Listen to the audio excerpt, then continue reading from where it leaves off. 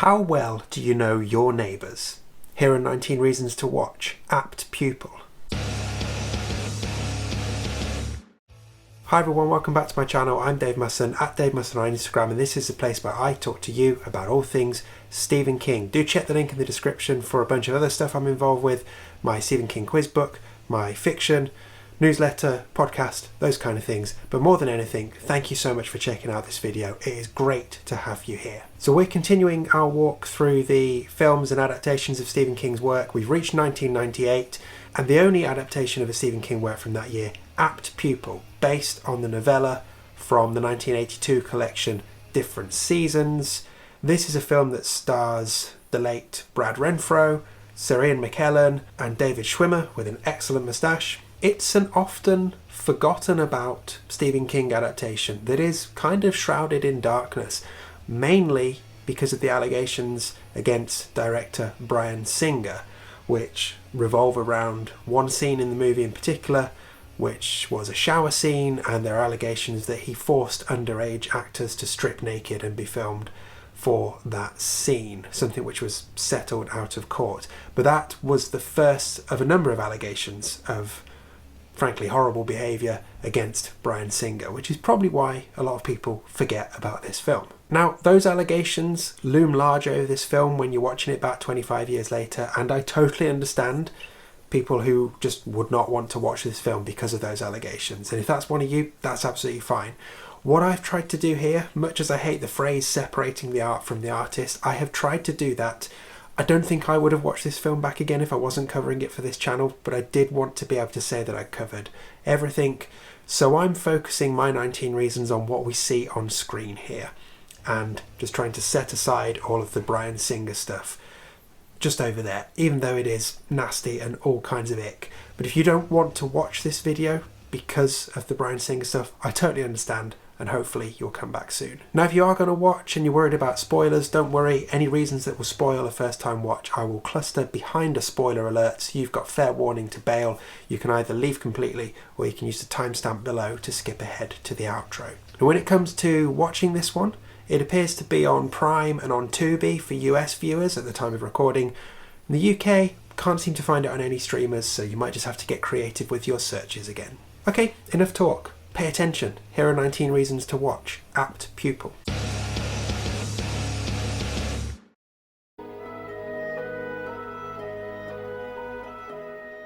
So my headline reason for watching this one, it is dark. Now, that is to be expected based on the story, which, as you will probably be aware, is about a high schooler who discovers that the old guy down the street is actually a wanted Nazi war criminal, and he goes in, shows that he knows who he is, blackmails him in return for hearing in gruesome detail everything that happened in the concentration camps. I want to hear about it. And then this relationship builds between the two of them, where this evil is being passed around and infecting both of them.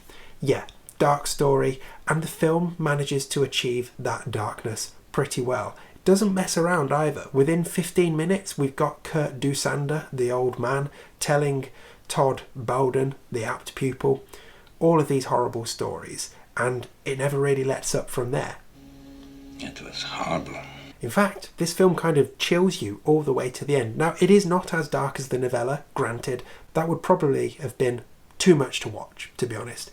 This achieves a darkness in a way that is still watchable and works as a psychological thriller. It shows us that evil never really goes away, and in the right circumstances, it can be transferred. So Apt Pupil was actually optioned back when Different Seasons came out in 1982. Producer Richard Kobritz wanted to make it, and he cast James Mason as Dusander. Now, James Mason is someone we see in the original Salem's Lot miniseries. Now, sadly, James Mason passed away in 1984, and the project never really recovered. So when the rights lapsed in 1995, Stephen King sued to get them back, and he was immediately faced with a proposition from Bryan Singer. Bryan Singer was desperate to make this film. He sent Stephen King a script completely on spec, along with a copy of his then unreleased film, The Usual Suspects. King was impressed enough to say, yep, this guy can do it, and sold Bryan Singer the rights for $1. It still took quite a lot of work to get this thing over the line, and Singer even turned down the opportunity to direct The Truman Show to make Apt Pupil, but he did get there in the end. So I've kind of covered the main hook here, the Nazi next door, and we get that done and out of the way very quickly. What then follows is a study in how all of this evil, these horrible stories just get into Todd's brain and just eat away at him. He can't sleep, he can't perform sexually, and his grades take an absolute nosedive. To the point where Doosander pretends to be Todd's grandfather, strikes a deal with the school guidance counsellor to get Todd's grades back on track. Hence, at least partly, the Apt Pupil title. But we also see what else Doosander is teaching Todd, and it's a lot darker than history and trigonometry. So one of this film's biggest strengths is how it deals with power, and how power can pass back and forth between two different people. We start off with Todd barging into Kurt Doosander's life, laying everything out in front of him, very much in control, very much in charge, and very arrogant with it. But slowly, this old war criminal asserts himself and gets back on top, as you might expect someone with that past to do. So this switch is actually really clear in the film's most iconic scene, and I'm going to put it in before the spoiler alert because chances are you've probably seen this scene at some point, and it's vital for understanding this shift in the power dynamic. It also comes pretty early as well. It sort of caps off the first half hour of the film and underlines to us that this film is not simply about a cocky boy blackmailing an old man. So that scene, of course, is where Todd presents Doosander with a Nazi uniform, forces him to wear it, forces him to march in it. However, it doesn't quite have the effect Todd was hoping for. It seems to unlock something in the old man, and it makes Todd very, very uncomfortable to the point where he's shouting at him to stop. That's where the power switch is around. That's where something is woken up in Doosander, and where Todd realises that he is not in control anymore. And given who he's dealing with, that is a scary prospect. It's a very effective moment, and it really raises the stakes for the remaining hour or so. Okay, that's enough. Stop.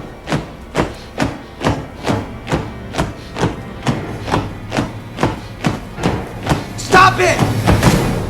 There's also a lot of sexual tension, homoeroticism, and sadomasochism in this film, which, in light of the allegations against Bryan Singer, all feels pretty ick, but still kind of worth looking at. We obviously have the fetishizing of Todd's body with some of his dream sequences. Not really going to go down that route.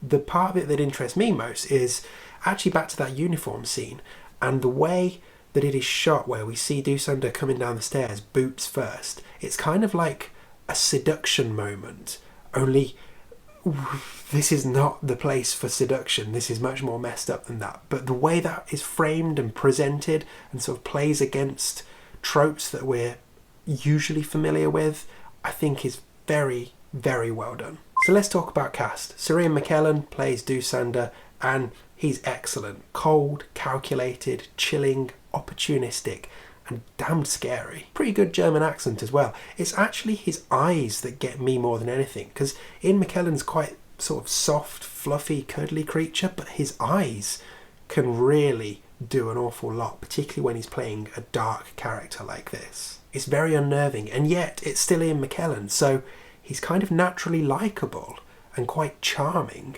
and that combination for this character is really dangerous and really compelling. Todd is played by the late Brad Renfro, and Christ, what an effective performance here. What a chilling performance. He is terrifying. He's sadistic and unrelenting. He's just as cold and calculated as Doosander, but probably more dangerous because he's got so much more to lose. And watching his arc as he kind of comes in this cocky, swagger-filled position of power, unravels, recovers, and then where he goes at the other end of the story, it's just fascinating to watch. Renfro also manages to perfect the art of staring out with the dead eyes of a shark. I mean, you would not go near that kid, right? And he was 14 years old when he played this role. What a talent. So I mentioned David Schwimmer having a supporting role, and well, that wasn't a lie. He does. He plays the school guidance counsellor, Ed French, and it's French who brings Todd in to discuss his declining grades and offers a deal with him. You get your grades back on track and I will make these bad midterm grades disappear, and you will be back on track towards graduating top of your class. And Schwimmer's really good here, playing a serious role. You can see his character thinks he's doing the right thing and that he's in charge. He's so completely blinded and misguided though. And yeah, just oblivious to what's going on, feels like he's doing what he needs to do, and gets a bit of a shock later on in the film. But yeah, I like him here. And yes, he does a serious role even with that moustache. I would include a Friends reference or joke here, but I've never watched Friends, so send me your best ones in the comments. I promise you, the world's going to open up for you like you won't believe. One of the things that doesn't necessarily work for me here is the time in which it's set.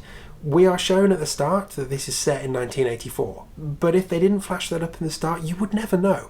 I'm not saying it should have been all perms and leg warmers and neon and electropop, but, you know, a bit more effort would have been welcome to just make it look like it wasn't shot in the mid-90s. So lastly, before spoilers, this is an effective psychological thriller, and it gets across the darkness and the horrible themes of the story, but does it in a way that is still watchable. And it is driven by some genuinely great performances. It's just a shame about that scumbag director, really. Okay, after this point, going to be talking about similarities and differences from the novella, some of my favourite scenes, some of my favourite moments, things that might ruin a first-time watch. So consider this your spoiler alert. If you need to leave here, please do. You can either skip ahead to the outro using the timestamp below, or you can go all together and do come back soon. But otherwise, do stick around because I've got a few more reasons for you to watch Apt Pupil coming right up. So there are a few differences from the novella. It's broadly the same story, tones down the violence a bit, but there are a few things worth picking out. So the timescale is one of them. The story takes place over 3 years. This movie takes place over 1 academic year. In the story, we see both Todd and Doosander actually going around just killing random homeless people, whereas in the movie, we just get that one attempt from Doosander to kill someone, and Todd has to finish him off. The nightmare scenes are different as well. In the book, they're pretty traumatic. It's Todd imagining his girlfriend in a concentration camp and him raping her. All kinds of nasty stuff that, frankly, I'm glad didn't get translated onto the screen. And the ending is different, but I will come to that a bit later on. So there are some great dark scenes I want to shout out in my remaining reasons. But before we do that, let's just throw out this one of Ian McKellan being this giggling little drunk person. Absolutely hilarious and a rare moment of levity in this dark film.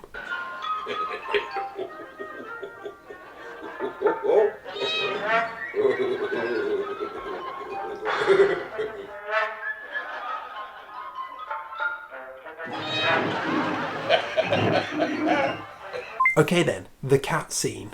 I mean, I know normally I'm saying, come on, kill the cat, leave the dog alone. I'm very glad it wasn't a dog. But actually, in this instance, I'm probably glad the cat got away. But I am glad it was a cat that was at least the potential victim here. The dogs got left alone for once. Goodbye.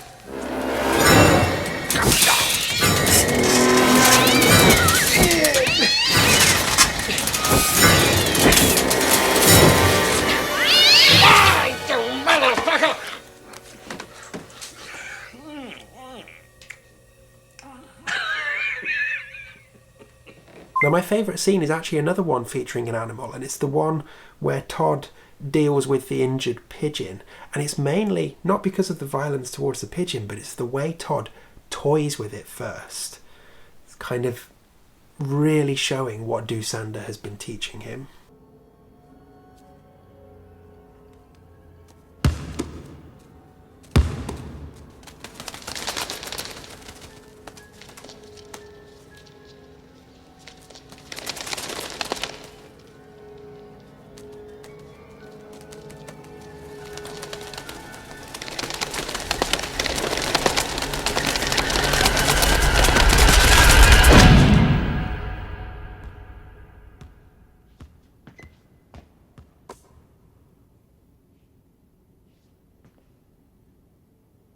As for my favourite line, it's the one where Doosander perfectly sums up the situation between him and Todd.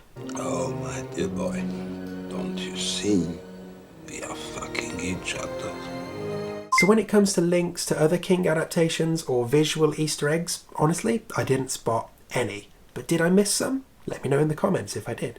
Finally, the ending is dramatically different from in the movie compared to the novella, and it was an ending that was changed with King's knowledge. So you might remember from the novella, Ed French turns up at Todd's house to confront him about the whole Doosander thing, because he's seen that Doosander has been arrested and recognised him supposedly as being Todd's grandfather, and Todd just kills Ed French in cold blood, takes his dad's gun, holds himself up in a tree and goes on a 5-hour shooting spree, killing loads of people before the police eventually shoot him down. A wonderful ending on page, but you can understand why you wouldn't do that in a film, and it'd be difficult to get it across in quite the same way. So what we see here instead, where Todd threatens Ed French that he will throw out allegations of sexual misconduct. Again, pretty nasty given what we know about Bryan Singer. But A minute, what are you going to tell people I did something to you, Todd? I don't want to drag you down with me, but I will. I'm better at this than you are. it just shows how evil and calculated and chilling Todd is.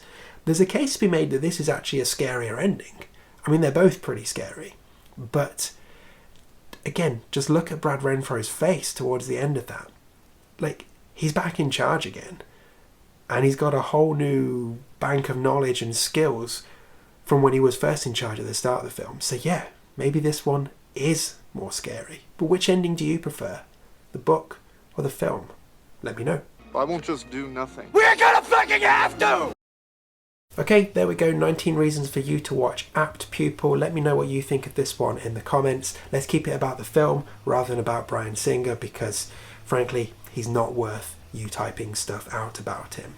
Don't forget, you can check out other things I'm doing, my newsletter, podcast, fiction, Stephen King quiz book, some other stuff that I can't even remember. But more than anything, thank you for checking out this video. If you're not subscribed already, maybe consider subscribing so you don't miss future ones. And if you are subscribed, hey, maybe tell a friend about it and see if they want to come and join in our little family as well. Do come back again soon, because next time actually, I'll help you prepare. Wrap up warm next time, because there's a storm coming. What'd you do during the war?